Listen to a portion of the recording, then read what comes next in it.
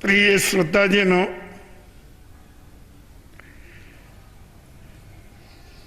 जीवन में कुछ ऐसी चीजें हैं जिनके चले जाने के बाद वो फिर कभी नहीं मिलती।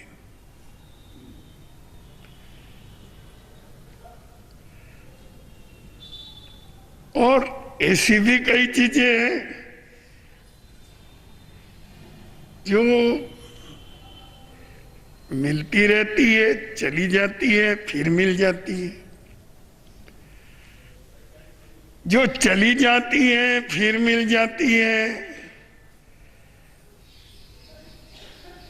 उन चीजों की ज्यादा चिंता नहीं करनी चाहिए, क्योंकि वो तो फिर मिल सकती है।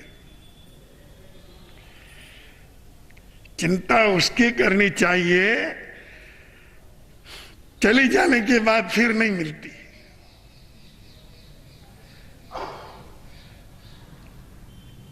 ऐसी चीजें जो चली जाने के बाद फिर नहीं मिलती, ये बहुत थोड़ी सी है, कोई बहुत ज्यादा नहीं है। और उनके प्रति ध्यान रखना भी ज्यादा कोई मुश्किल नहीं है। उनमें एक चीज है समय, और उसके द्वारा संचालित होने वाले रात और दिन।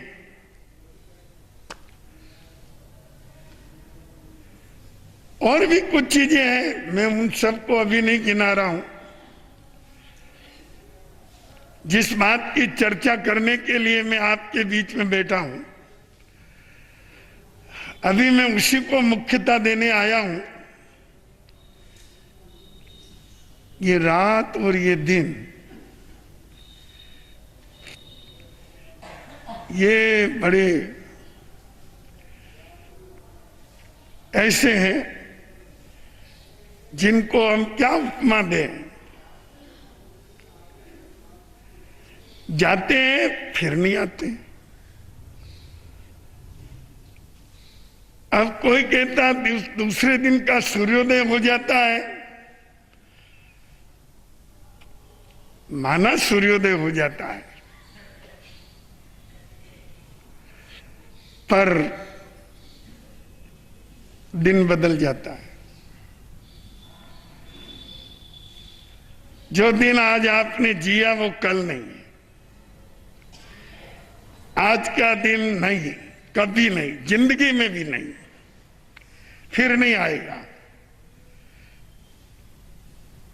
चलो अपने द्वारा स्थापित किए हुए जो तथ्य है उनके आधार पर भी कस के देख लें कि 7 दिन के बाद आज का वार आ जाएगा तो तारीख बदल जाएगी, तिथि बदल जाएगी, और 1 महीने बाद तारीख भी आज की है, वार भी आज का है, महीना बदल जाएगा। वर्ष भर बाद महीना भी कदाचित यही होवे, तारीख भी कदाचित यही होवे, और कदाचित वार भी यही होवे, तो वर्ष बदल जाएगा। आज तो फिर नहीं आएगा। 100 वर्ष बाद चाहे वर्ष मिल जाए, महीना मिल जाए, वार मिल जाए, तारीख मिल जाए, सब मिल जाए, पर शताब्दी बदल जाएगी। ये तो अपनी व्यवस्थाएं हैं, उस पर भी कस के देख लीजिए। आज के दिन को आप फिर कभी जिंदगी में नहीं ला सकते। ये दिन और ये रातें जो अपने हाथ से फिसल गई। परमात्मा भगवान महावीर प्रभु ने एक सूत्र दिया, उस सूत्र में इस जीवन सत्य को स्पष्ट कर दिया।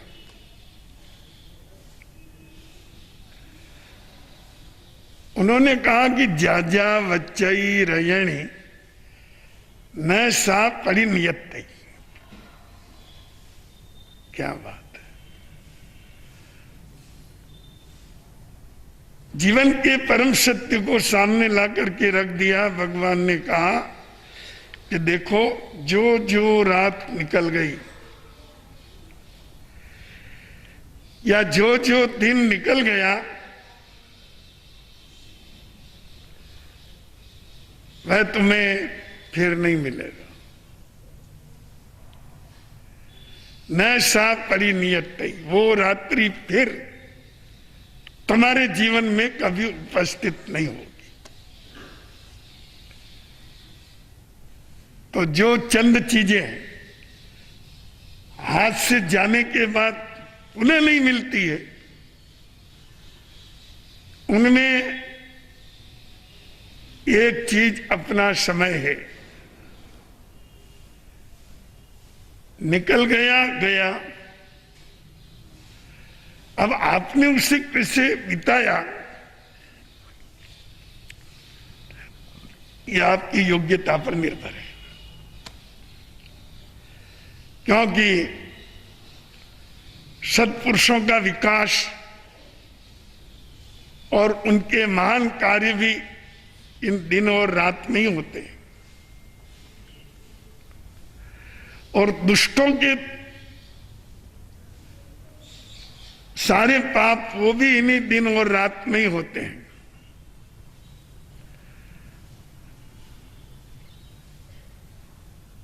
अपने मेवाड़ी कवि चतर सिंह जी की भाषा में बोलो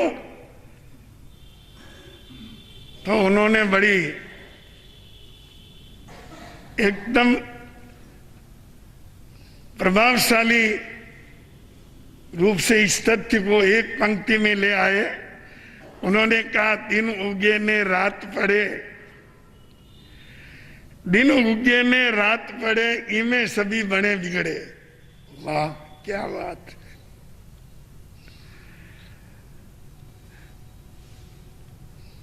दो घंटे तक प्रवचन देने के बाद में भी बात यही आएगी।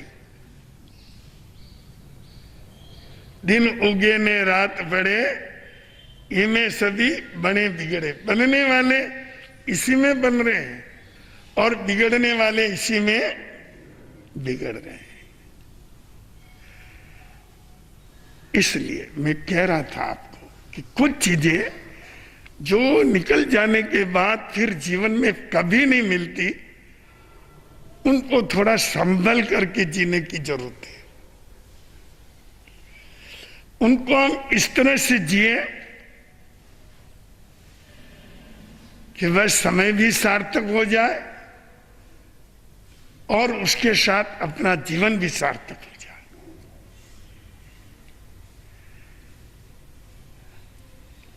अहमम कुण मानस अफला जंती राइनो, यही समय जिसने अधर्मों में खो दिया,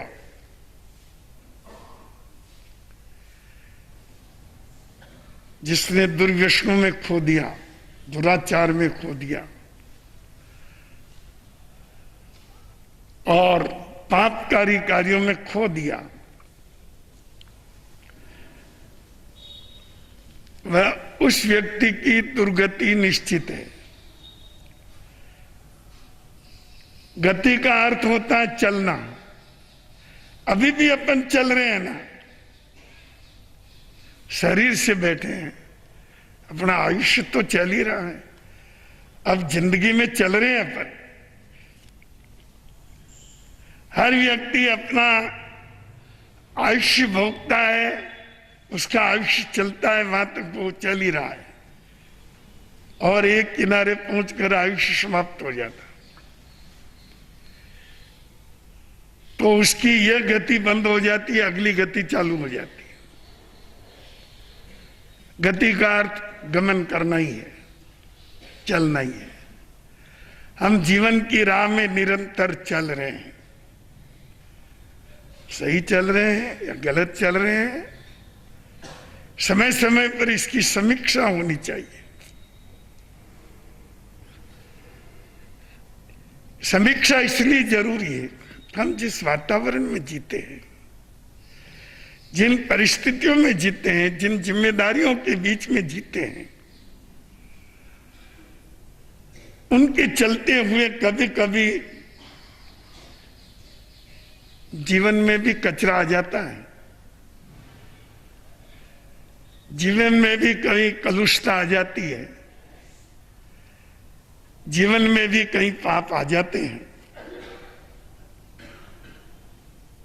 समीक्षा करने से हमको एक लाभ होगा कि हम उस मेल को धो सकते हैं।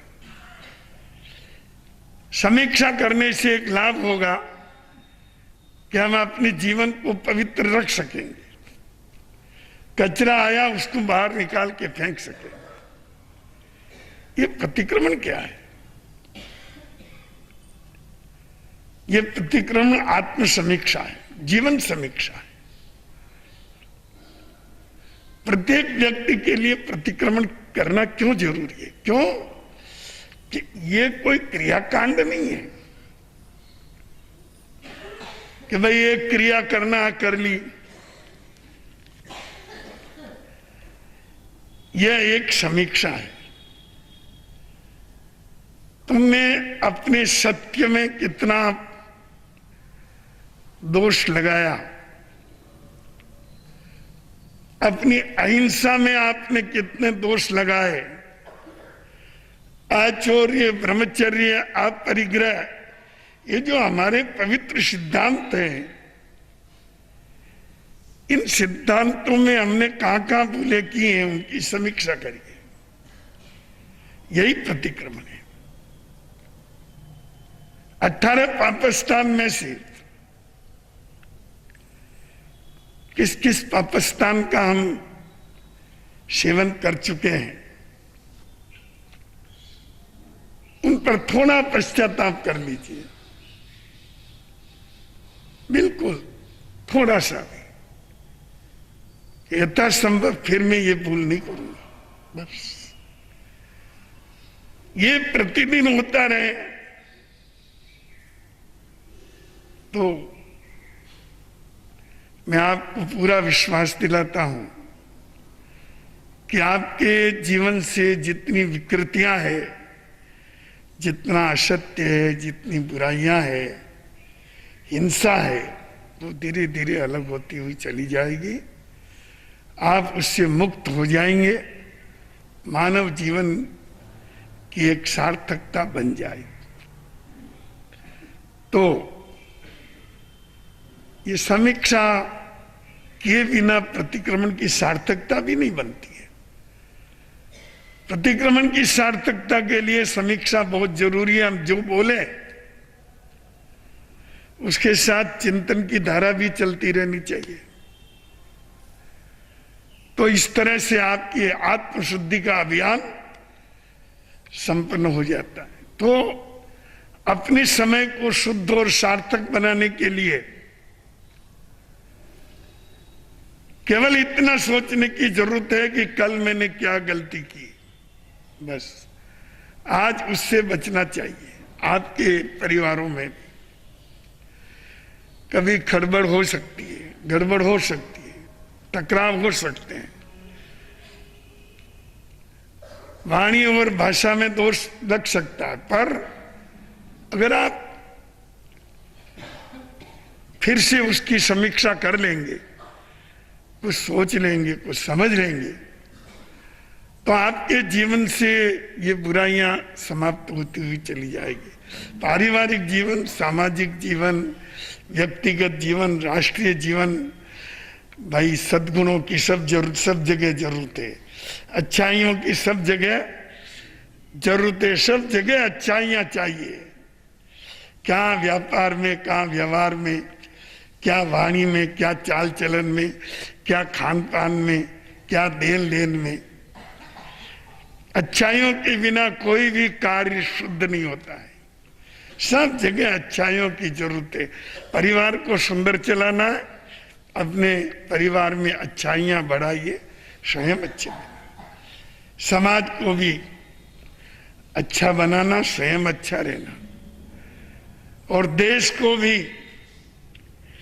अच्छा बनाने का प्रयास करना और स्वयं ही अच्छा रहना। तो ये सारे अच्छाइयों के सारे अभियान तभी सफल होंगे जब हम समीक्षा करना सीखेंगे, ये जानने की कोशिश करेंगे कि हमने भूल कहाँ की है। तो ये बात समझिए कि जो समय गया वो तो फिर नहीं आएगा ना। ये ऐसी चीज है जो फिर कभी मिलती नहीं है। इसलिए इस बीतते हुए समय में हम अपने आप को आत्मशुद्धि पूर्वक और श्रेष्ठ साधना पूर्वक, पवित्रता पूर्वक, नैतिकता पूर्वक, सच्चाई पूर्वक हम कैसे रख सके। यह केवल क्रियाकांड वाला धर्म नहीं है, यह एक ऐसा धर्म है जिसमें सच्चाई, अच्छाई और सद्गुणों का प्रयोग होता है। जैन धर्म एक प्रयोगवादी धर्म है। अब कोई उसको समझे तो, जो समझना ही नहीं चाहते हैं वो तो यूं समझते हैं ये भी कोई एक क्रियाकांडों वाला धर्म होगा। ऐसी कोई बात नहीं है। ये कोई क्रियाकांडों वाला धर्म नहीं है, ये प्रयोगवादी धर्म है। इसकी सबसे बड़ी विशेषता यह है कि हम जीवन के अंदर अच्छाइयों को स्थापित करने के लिए प्रयोग करते रहें। परमात्मा भगवान महावीर तो अपने गृहस्थ जीवन में भी और मुनि जीवन में भी वर्षों तक प्रयोग ही करते रहे। अपने आप को चंड कौशिक के सामने ले जाके खड़ा कर दिया। कितना बड़ा प्रयोग था क्षमता को परखने के लिए, अपनी क्षमता को परखने के लिए, अपने धैर्य को परखने के लिए। चंड कौशिक का उद्धार हो ही जाएगा, ये कोई निश्चित नहीं होता है।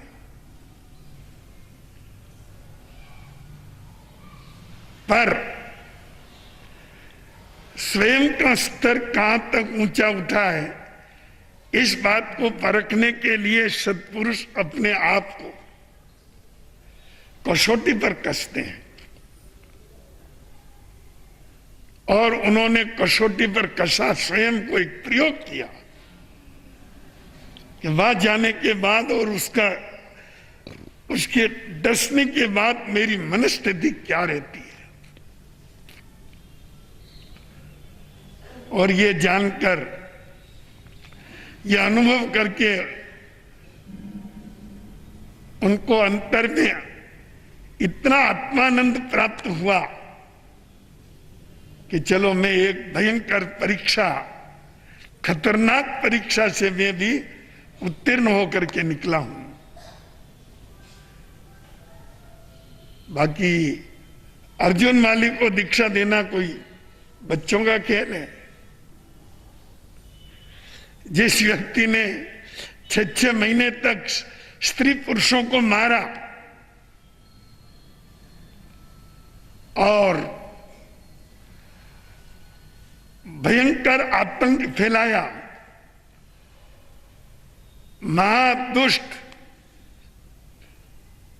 सारे नगर और चारों तरफ के परिवेश का परम शत्रु, लोग जिसको फूटी आंख देखना पसंद नहीं करते, भयंकर घृणा का पात्र और जबरदस्त बदनाम, ऐसे व्यक्ति को दीक्षा दे देना एक बहुत बड़ा प्रयोग था। भगवान महावीर ने सोचा ये जो अहिंसा है, ये जो क्षमता है, ये जो समता है, ये किस हद तक, कहां तक व्यक्ति को आगे बढ़ा सकती है। और दीक्षा देने के तुरंत बाद जो निंदा की बौछारें हुई, जो भगवान महावीर के प्रति अपमानजनक वातावरण खड़ा हुआ, चारों तरफ से जिस तरह से इस कृत्य की निंदा की गई, उसमें परमात्मा भगवान महावीर का अप्रभावित होकर के रहना, आत्मस्थ होकर रहना, यह भी अपने आप का एक जबरदस्त परीक्षण था। और यह परीक्षण उस समय और सफल हो गया जब अर्जुन माली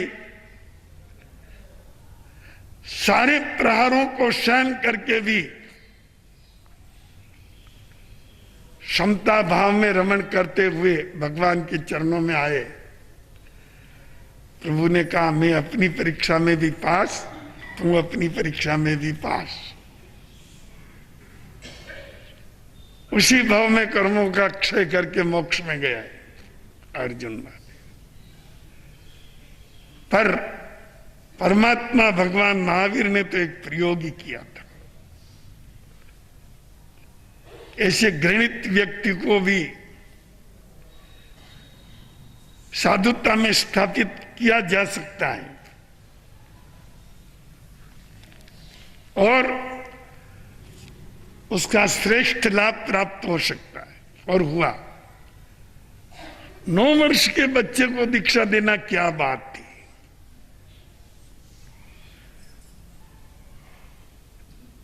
गृहस्थों ने तो बुराइयां की होगी, क्या समझता है, नादान है। धर्म अधर्म के रहस्यों को, पुण्य पाप के रहस्यों को, कर्म बंधन और मुक्ति के रहस्यों को ये 9 वर्ष का बच्चा क्या समझता है। भगवान को भी न मालूम क्या भूख पड़ी है ऐसे बच्चे को दीक्षा देती। पर परमात्मा भगवान महावीर ने उसको साधुत्व दिया, दिया और दिया। डरे नहीं किसी से, निर्भयता के साथ। और तो और मुनियों ने भी निंदा की। ऐसे बच्चे को दीक्षा दे दी जो समझता ही नहीं है साधुपना क्या है, सचित क्या, रचित क्या। पानी में अपनी पात्री डाल के तिरा रहा था, सचित पानी में, क्या है। परमात्मा भगवान महावीर ने कहा, तुम अपनी आलोचना करो। एक गुणवान की निंदा करना पाप लगता है, दोष है।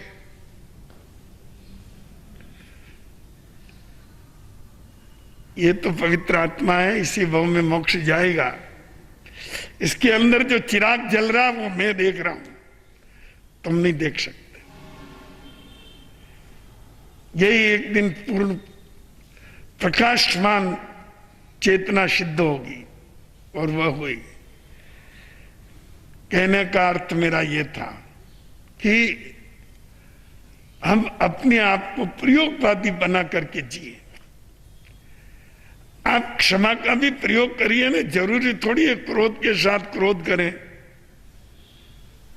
गाली के साथ गाली दें, जरूरी नहीं है। प्रयोग करो, आपकी क्षमा कितना काम करती है। आप देखोगे एक चमत्कार हो गया कि सामने वाला आपके सामने पूर्णतया समर्पित है। एक बार, 2 बार, 4 बार प्रयोग करके देखिए। जब बुराई फेल नहीं जाती है तो अच्छाई फेल कैसे जाएगी। बुराई का बुरा परिणाम तो अच्छाई का अच्छा परिणाम तो मिलने ही वाला है। तो बंधुओं, ये जो दिन और रात हमारे हाथ से चले जा रहे हैं, हमें इनको ठीक करने के लिए, इनका लाभ उठाने के लिए समीक्षात्मक जीवन पद्धति का निर्माण करना चाहिए और एक अलग तरह के समत्व में जीना चाहिए, जिसके द्वारा हमें आत्म शांति और संतोष मिले। ये एक साधना है। जरूरी नहीं है कि ये साधना केवल मुनि लोग ही करें। परमात्मा भगवान महावीर के द्वारा